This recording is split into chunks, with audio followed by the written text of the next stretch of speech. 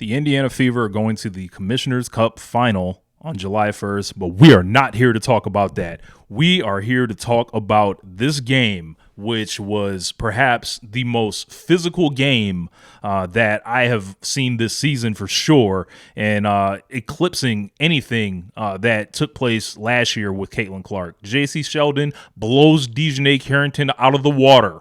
The way Jacy Sheldon attacked Caitlin Clark's eyes made DiJonai Carrington's look completely accidental. Marina Mabrey hit with a technical foul, shoving Caitlin Clark to the ground following that eye poke skirmish in a fashion that way exceeds the way Chennedy Carter did last year. For me, this was like a best of almost of all the things that have happened to Caitlin Clark in the Fever, all playing out in one game.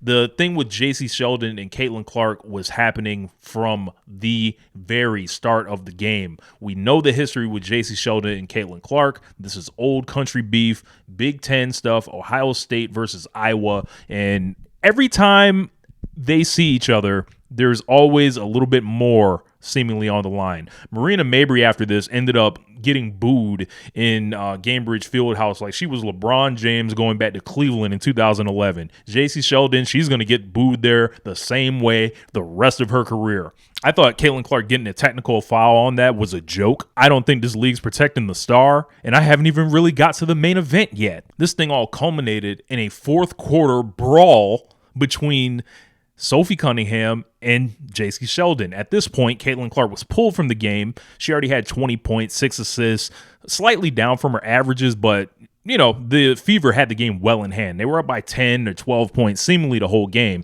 So Caitlin was pulled. Many of the other starters were pulled, but there was a fast break sequence where Jacy Sheldon came out and thought it was all good, but who was waiting for her? Sophie Cunningham. Sophie Cunningham steps up, grabs her, knocks her down, gets a flagrant 2 for this, they end up calling.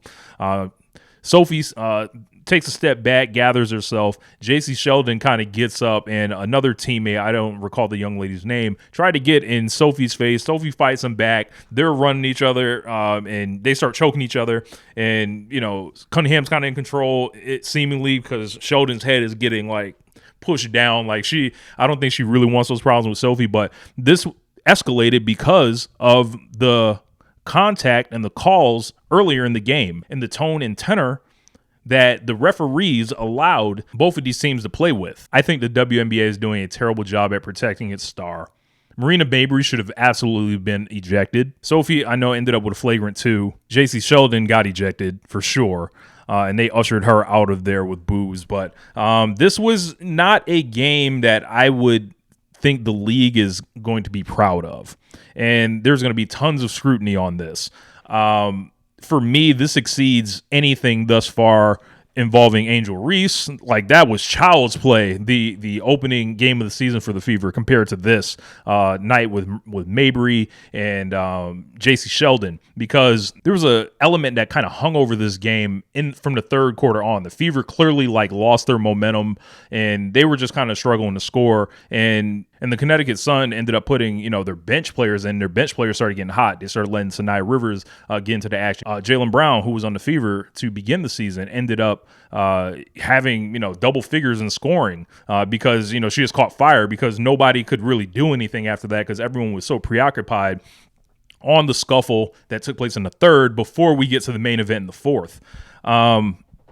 This for me, it was a really kind of entertaining game. It reminded me of, the 1990s in the NBA where, there's only a couple minutes left and the starter's been pulled, but smoke still waits for no one. So there was, the enforcers were still in there looking to headhunt, and they really showed that they would fight for it on both sides. This is a way, in Sophie Cunningham's case, someone stepping up for Caitlin Clark almost like never before, immediately targeting the person that was targeting them. And I feel like Jacy Sheldon was clearly targeting Caitlin Clark most of this game. And that is, that comes from a function of, she guarded her in one-on-one situations a lot up the court and then rolled into a lot of doubles in the half court. But there was talking and chirping all game. And for me, it was punctuated by Caitlin Clark's final play before she came out of the game, where she stares Jacy Sheldon down She essentially demonstrates, she's like, if you poke me in my eye, I will shoot it in yours. And she crosses her, finds the favorite spot, free throw line extended from the logo area, big fuck you 3 to Jacy Sheldon, yells at the Connecticut bench, yells at the crowd. Her and Jacy Sheldon come back together. Caitlin fires up the audience, basically tells Jacy Sheldon, you are a bum, get out of here.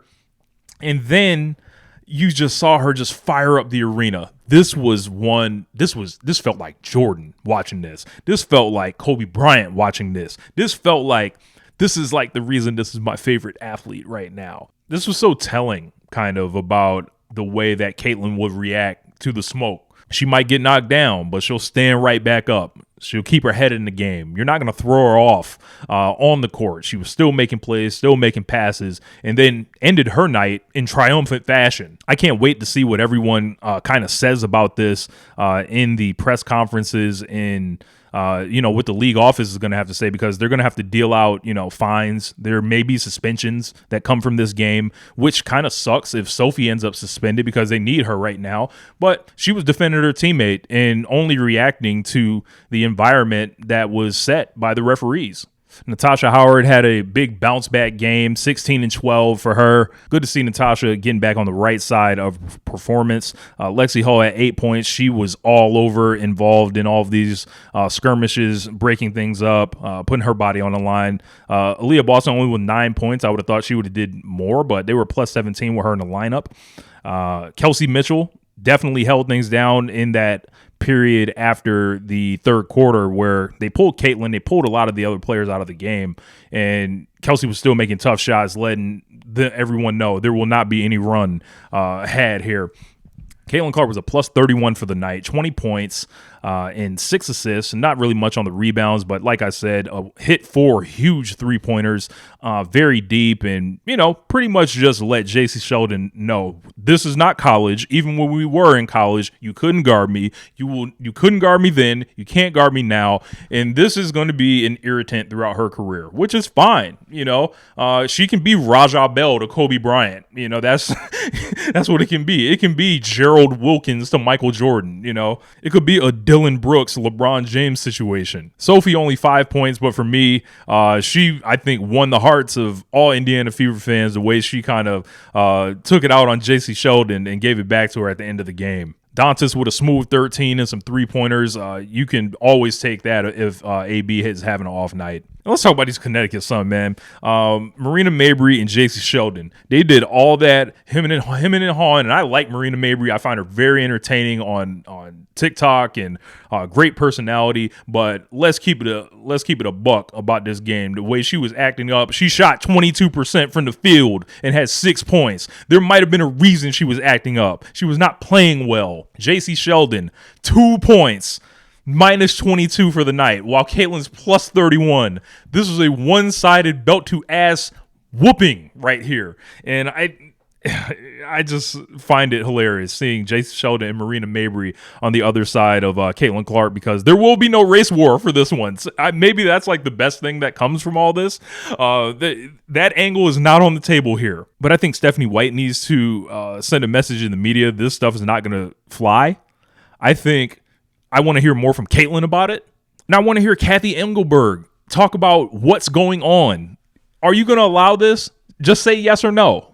And I think, the fans will roll with it either way. All right, you want to allow this? All right, cool. And then, we'll watch the physical basketball. We'll watch, we'll watch them play through some of this stuff. But if you say it's not going down, then you need to clean the league up.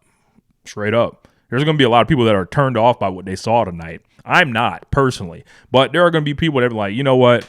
I can't deal with this. But for the rest of us, I thought this was almost as an inspiring performance of Caitlin that showed me a lot about her character that sometimes even like the triple-double games don't always show. I want to know what happens when it gets tough. I want to know what happens when someone knocks you off the spot and when you have to respond. Tonight, Caitlin Clark and the Indiana Fever responded. Anyway, my name is Rich Latta. What did you think of the game? What type of punishments do you think are coming? What do you think about the way the Connecticut Sun came in here and competed? And what do you think is going to happen in these future games? let me know. I'll holla at you guys. Peace. This is One Lifetime.